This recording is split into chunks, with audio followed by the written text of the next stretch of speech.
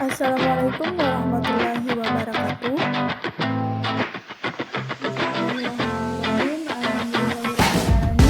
Wassalatu wassalamu ala asyrofil anbiya'i wal mursalin sayyidina wa habibina wa maulana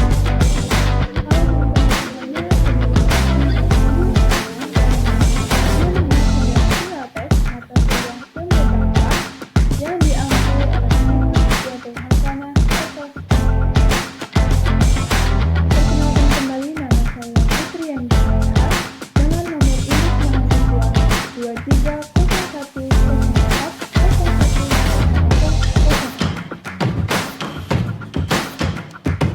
Pada video ulasan kali ini saya sudah menyiapkan materi atau topik yang akan menjadi acuan pembahasan pada materi ilmu dakwah yang dibahas pada video kali ini. Yang pertama adalah landasan ontologis, epistemologis, dan aksiologis dakwah. Yang kedua, relasi ilmu dakwah dengan ilmu lainnya. Ketiga, paradigma ilmu dakwah. Yang keempat, rangkaian model pendekatan media dan metode dakwah. Yang kelima, problematika dakwah masing-masing. Yang keenam, praktek budaya dalam dakwah. Dan yang ketujuh,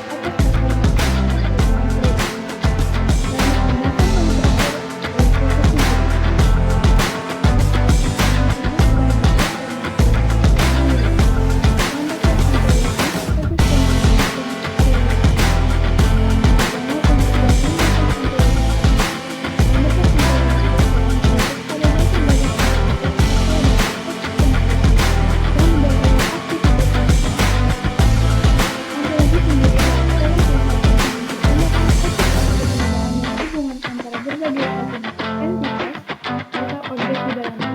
Dalam konteks dakwah, landasan ontologis membahas tentang hakikat keberadaan, tujuan, dan prinsip-prinsip yang mendasari aktivitas dakwah. Landasan ontologis dakwah dapat berbeda-beda tergantung pada pandangan dan interpretasi dari masing-masing kelompok atau individu. Beberapa elemen yang sering diidentifikasi dalam landasan ontologis dakwah dilibatkan konsep-konsep berikut. Yang pertama tauhid, dua risalah, tiga akhlak, empat keadilan dan kesejahteraan, dan yang kelima kemaslahatan.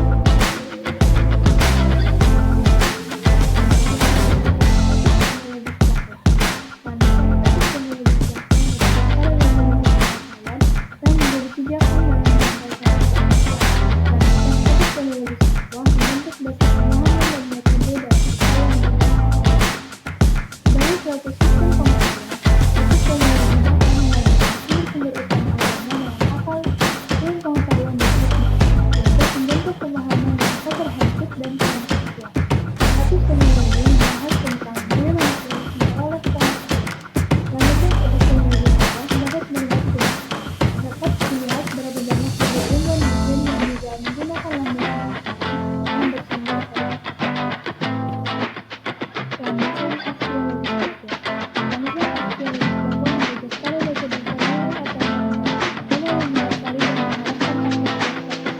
Aksiologi merupakan cabang filsafat yang mempelajari nilai dan pemahaman termasuk nilai-nilai etika. Dalam konteks dakwah, landasan aksiologis mencakup pemahaman masing-masing nilai-nilai yang didominasi dan aktivitas yang menjadi dasar pemahaman. Landasan aksiologis dakwah mengenai perilaku para pemberontak dan pembentukan dalam menghalau keselamatan nilai-nilai ini menjadi fundamental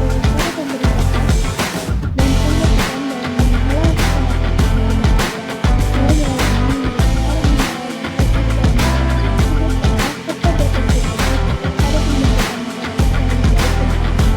Aksiologi memberikan manfaat untuk mengantisipasi perkembangan kehidupan manusia yang negatif sehingga ilmu pengetahuan dan teknologi tetap berjalan pada jalur kebenaran. Materi yang kedua yaitu relasi ilmu dakwah dengan ilmu lainnya. Signifikan ilmu dakwah. Menurut Joseph Weidenbaum, sains aplikatif ditunjuk pada penelitian sains yang dikonsentrasikan dalam pengembangan teknologi. Teknologi sendiri ada dua bentuk, yaitu hardware atau lunak dan hardware perangkat. Hardware dari teknologi adalah bagaimana cara memanage data. Maksudnya dalam konteks membuat gambar yang tidak ada mengenai individu bangsa yang dilibatkan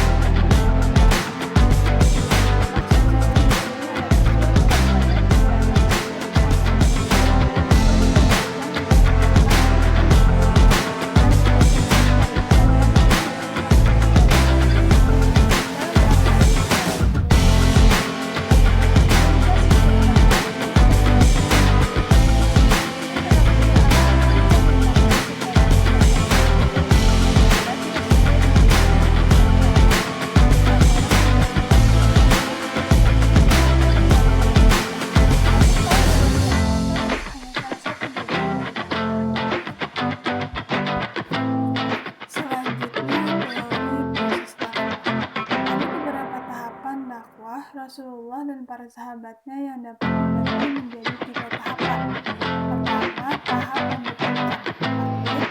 Yang kedua, tahap pengelolaan dan izin. Ketiga, tahap pemisahan dan penyelesaian atau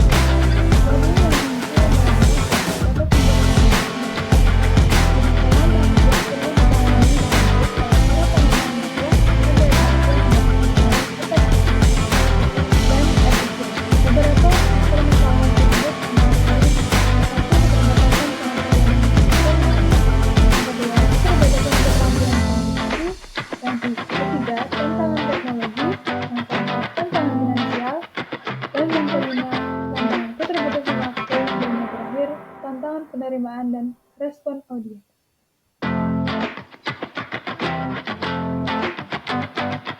Kemudian keterkaitan mitra dakwah dengan problematika dakwah mutlak.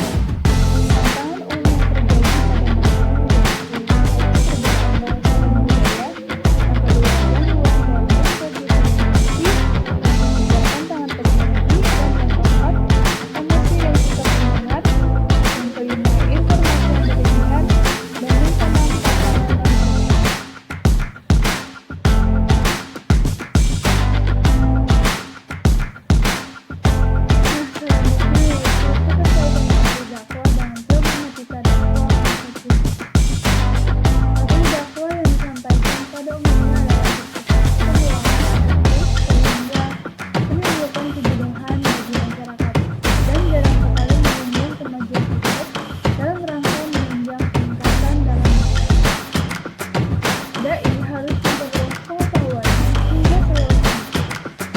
menggunakan akses internet dalam menjangkau mitra dakwahnya dan menyesuaikan materi dakwah sesuai pada zamannya. Biasanya dengan menggunakan isu-isu yang berkaitan dengan kehidupan sehari-hari atau sesuatu yang sedang marak pada kalangan anak muda.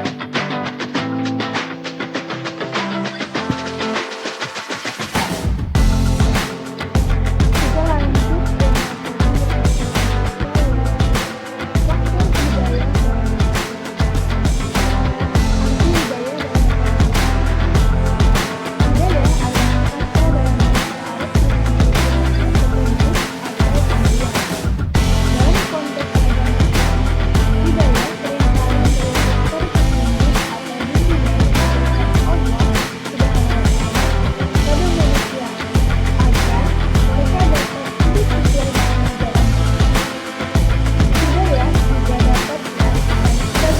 dalam atau karunia ilahi yang memungkinkan seseorang untuk memahami dan mengikuti jalan yang benar.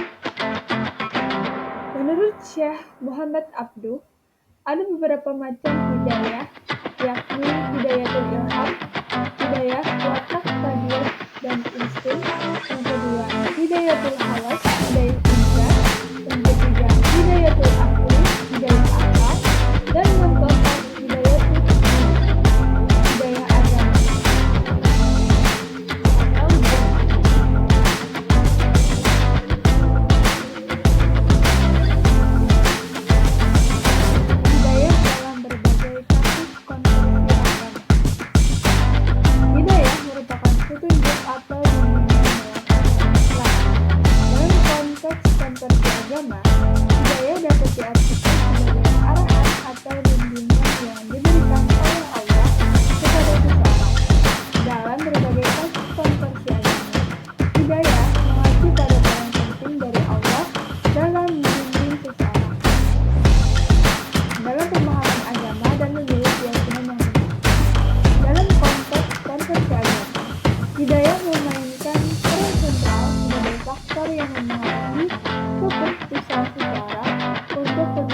keyakinan tertentu.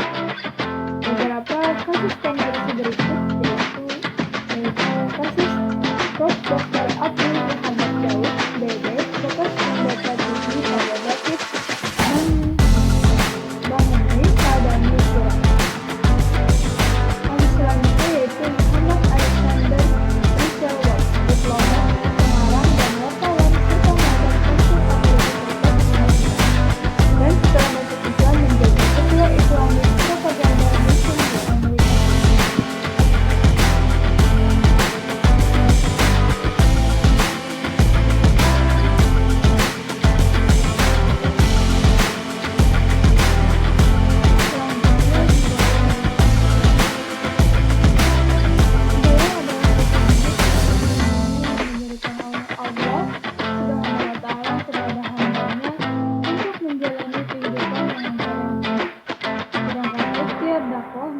Pada upaya atau usaha yang dilakukan dalam menyebarkan ajaran agama atau dengan pesan kebaikan kepada orang lain. Jadi, hidayah dan ikhtiar dakwah menggambarkan sesungguhnya petunjuk dari Allah SWT serta upaya yang dilakukan manusia dalam menyebarkan ajaran agama dan kebaikan kepada orang lain.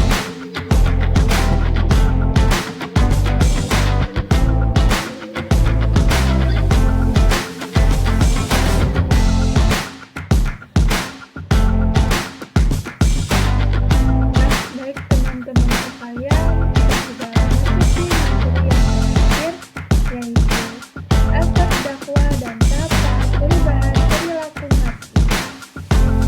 Yang pertama kita bahas di materi kali ini yaitu mengenai pengertian persuasif dakwah. Persuasif diambil dari istilah kata Latin persuasio, memiliki kata kerja persuadere, yang berarti membujuk, mengajak, atau merayu. Proses persuasif dakwah bertujuan untuk mengubah sikap, pendapat, dan perilaku manusia sebagai sasaran dakwah ke arah kualitas kehidupan yang lebih baik. Akibat yang ditimbulkan dari kegiatan persuasif adalah sebuah nilai kesadaran, kerelaan, disertai perasaan baik.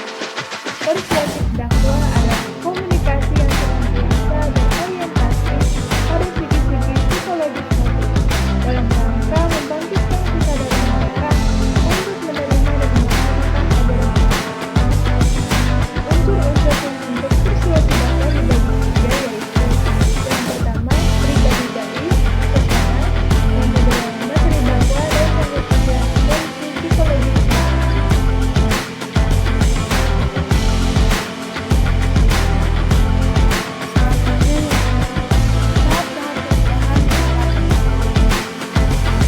Efek atau pengaruh merupakan perubahan pengetahuan, perasaan, dan perilaku yang dialami oleh objek dakwah sebelum dan setelah menerima pesan dakwah. Berdasarkan kadarnya, efek dakwah terdiri dari 3 jenis, yaitu efek kognitif, efek afektif, dan efek behavioral.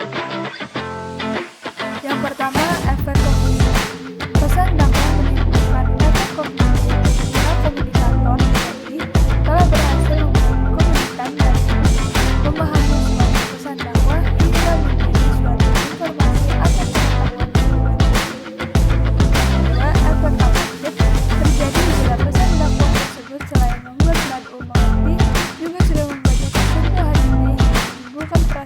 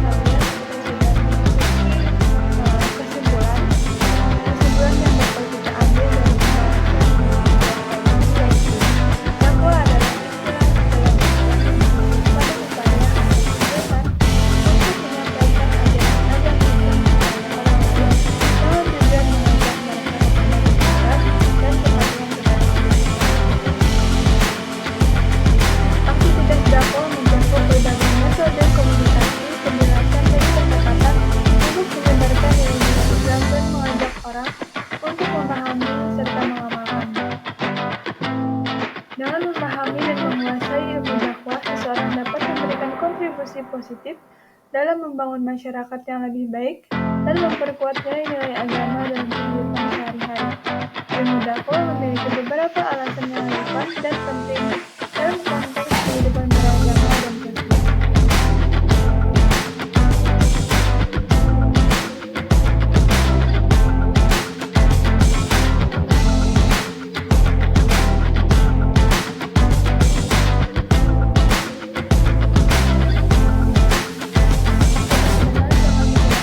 Kesimpulan tadi, maka berakhirlah pembahasan video kita pada kali ini. Semoga video ini menjadi manfaat bagi kita semua. Saya ucapkan terima kasih kepada tim dosen pengampu dan teman-teman sekalian yang sudah menonton. Sampai jumpa